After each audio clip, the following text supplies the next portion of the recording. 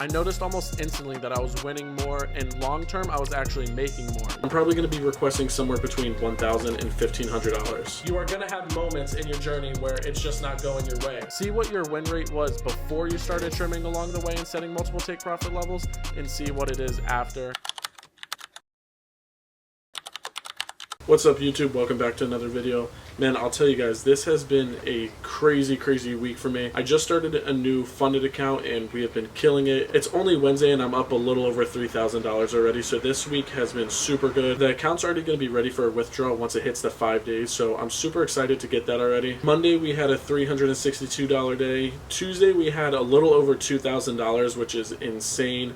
And then Wednesday today we had a $720 day, so we have been killing the markets, like I said. Now, who knows the market conditions for tomorrow and Friday, so I'm not saying we're going to be placing a trade every day this week, which normally I don't, so I'm not even expecting that, which depending on how the next two profitable days go, I'm probably going to be requesting somewhere between $1,000 and $1,500. And you guys know I mention all the time that I'm trying to stack the funded accounts with TopStep. Imagine if I would have had these same results across 5 accounts. That would be a $15,000 week so far, just in 3 days. So that's why it's very important to allocate as many funded accounts as you can possibly get. I'm going to try to get the 5 150K accounts with TopStep, and then I might even try to allocate more through another prop firm. I'm just not sure what prop firm I would use because I have not traded another futures prop firm besides TopStep, which honestly I still have some time to get the remainder of the TopStep challenges, so I'm not in a crazy rush, but this year I should definitely have all 5 allocated with TopStep, which if you guys are funded, go ahead and put what prop firm you guys are funded with, so when I allocate the 5 funded accounts through TopStep, I can go ahead and check one of those out. And if you guys aren't funded yet, put in the comments what your biggest challenge is or what's stopping you from getting to that funded level. Alright guys, so I'm about to show you this one concept,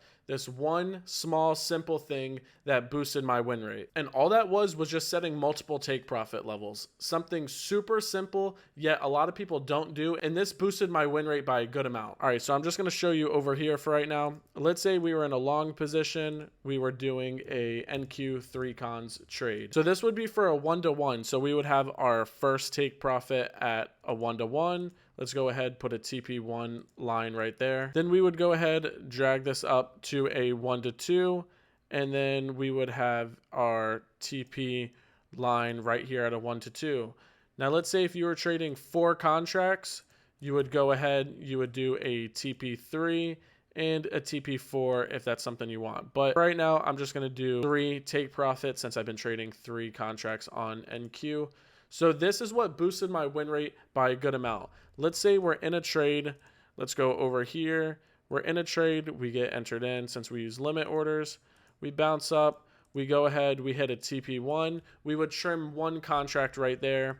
We would keep going up, trim a second right there, and then hopefully hit that third. Now the thing with setting multiple take profit levels is you're not going to make as much as someone that held for a 1-to-3 that did not trim along the way. I trim along the way. Now this concept is good for people that also have a hard time holding their trade. A lot of beginner traders don't have their psychology down to where they can hold their trade for as long as they want to, and you could just see if you're trimming along the way, you're securing money, but you're managing your risk very well. Another thing with this as well is once you hit a TP1 or a TP2, whatever you like. Most of the times I do this at a TP1, I'll go ahead and move my stop loss to break even. So we already secured some profit right here. If this were to be at a TP1 and come back down to break even, we would automatically get out of it. And I'd only secure a little bit of profits, but that profit is better than nothing. And I've just found along the years of trading that setting multiple take profit levels has helped me be profitable long term. So this is something I still use today on my funded accounts, and I will definitely keep on using. Now, if you guys have watched my other videos, you know I mentioned journaling a lot.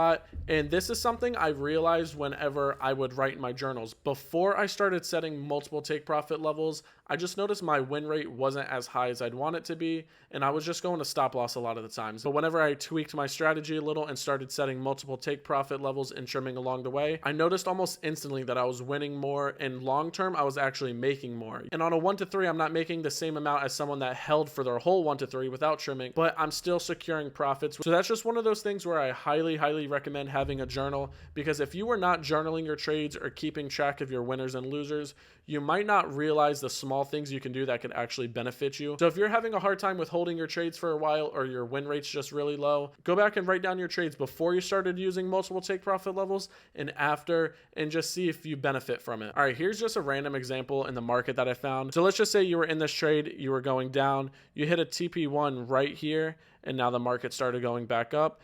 You would have moved your stop loss to break even, and you would have got out right here before it ran to stop loss. So you would have only had a 1-to-1, and let's say if you entered on 3 contracts, you would have only sold 1 right there, and your other 2 would have went to break even. So yes, in a way you're leaving money on the table, but like I said, for the people that don't have their psychology intact and they have a hard time with letting their runners run, you at least secured a little bit of profit. And you're going to notice a lot of times, depending on your strategy, you're going to have a lot of trades that are going to run past a 1-to-1. They're going to go to 1-to-2, 1-to-3, 1-to-4 maybe. So you can keep on holding for longer, and you're going to secure more profits that way long term. Because if you're someone that just sells all their profit at TP1, yes, you're securing profit, but if you can trim along the way to a TP2 or TP3, you're going to be making more money long term just by trimming. So I would definitely backtest using multiple take profit levels. And like I said, go ahead and journal it, or if you have the notes app on your phone or something to keep track of it, see what your win rate was before you started trimming along the way and setting multiple take profit levels,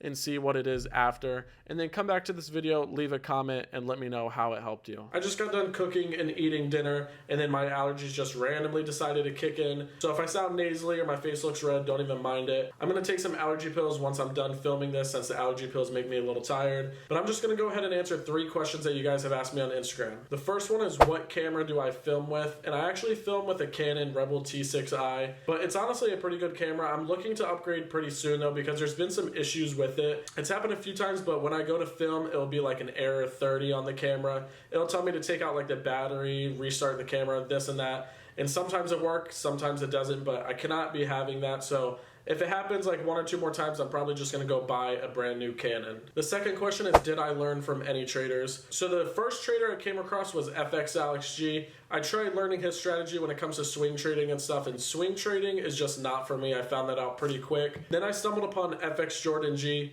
And if you guys that hear the news about FX Jordan G, he did pass. RIP to him. He was one of the people that actually got me to the stage where I'm at with my trading journey. I got funded because of the strategy he uses. I got payouts because of him. So if I would have never came across him and learned his strategy, I probably wouldn't be here today. So huge shouts out to Jordan, man. He was one of the best traders and one of the most positive people. But yeah, FX Alex G and FX Jordan G, those are the guys I was watching very early on. And my strategy right now is the one that FX Jordan G used to do. I just do it a little different, but I got it from FX Jordan G, so that's who I learned from. Now the last question is, do you think someone could trade full-time with one 50K funded account? Now honestly, it just depends on your bills and how much monthly expenses you have. If you have no bills or anything, then a 50K funded account should be good. Now I personally wouldn't go into trading full-time with just one 50K account. I've been working my way up, stacking the 150K account, so I really can't answer that with a yes or no. It just depends on your monthly expenses. I would say if you want to go full-time trading, you need to already know what you're doing. Like, your strategy needs to be proven to work.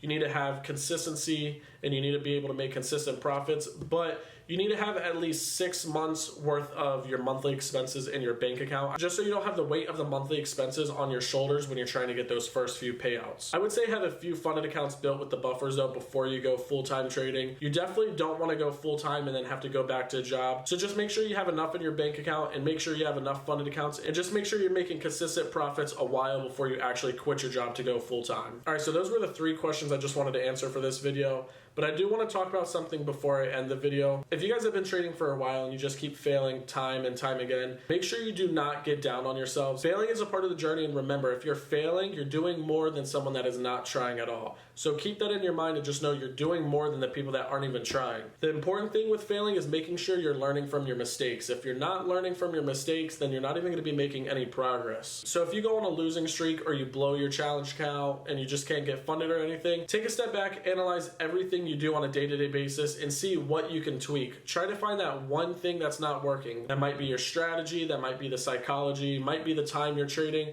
Whatever it is, you need to take that step back, take a little break, and then see what you can fix. Most people are just in a rush to try to get as rich as they can, as quick as they can when it comes to trading, and that's not going to be the case at all. Take your time. Don't compare yourself to others, because comparison is the thief of joy. And I promise you, if you start comparing yourself to these traders that have been trading for 6, 7, 8 years, that have the Lambos, the nice houses, traveling a lot. If you compare yourself to them, you're just going to get more down on yourself, so don't do it. You can expect to be trading for a year and be in the same shoes as someone that's been trading for 5, 6, 7 years. So go at your own pace. This is your journey, not theirs. And make sure you enjoy the process. The process is beautiful in the long run. It might suck in the beginning when you're failing time and time again. And trust me, I don't have the Lambo. I don't have the big house in Miami or anything. I'm still learning just like you. And I'm still in my journey right now. If you fall in love with the journey, it's going to be a lot easier, guys. I'm telling you, all the failures, all the nights where you just stay up late and you lose sleep, it's all going to be worth it in the end if you stick with it.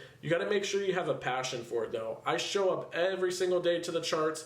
I do it because I have a passion and I love what I do. So if you don't have a passion for it, you're not going to make it because you're not going to beat the people like me that actually have a passion. Also, I see it time and time again. People are like, oh, I want to start YouTube now, or I want to do this now. Stop being lazy and just do it now. The best time to start is right now. And the thing is, you might fail at that time and time again. You might not see results. Anything you do in life, no matter if you're getting into real estate, trading, car dealership, lawn care business, whatever it may be, you are going to fail. You are going to have moments in your journey where it's just not going your way. But don't be lazy. Don't let that deter you. Start your journey now. Like they say, the best time to start is now, and that's super true. Take it day by day and just make sure you stay consistent. I promise if you stay consistent with whatever you want to do, you are going to get slowly better and better and better at it. Like I say all the time, try to be 1% better at something each and every day. No matter if that's trading, YouTube, if you're into cars, try to gain at least 1% of knowledge each and every day about cars. No matter what your niche is, get 1% better each and every day. And the small percentages, and this can relate to trading, those small profits, that 1% better each and every day, it adds up over time, I promise you. But I'm just gonna go ahead and end the video here, guys. I hope you guys enjoyed the video. If you guys liked the video, make sure you leave a like, comment, and subscribe. I would highly appreciate it, and I'll see you guys in the next video. Peace out.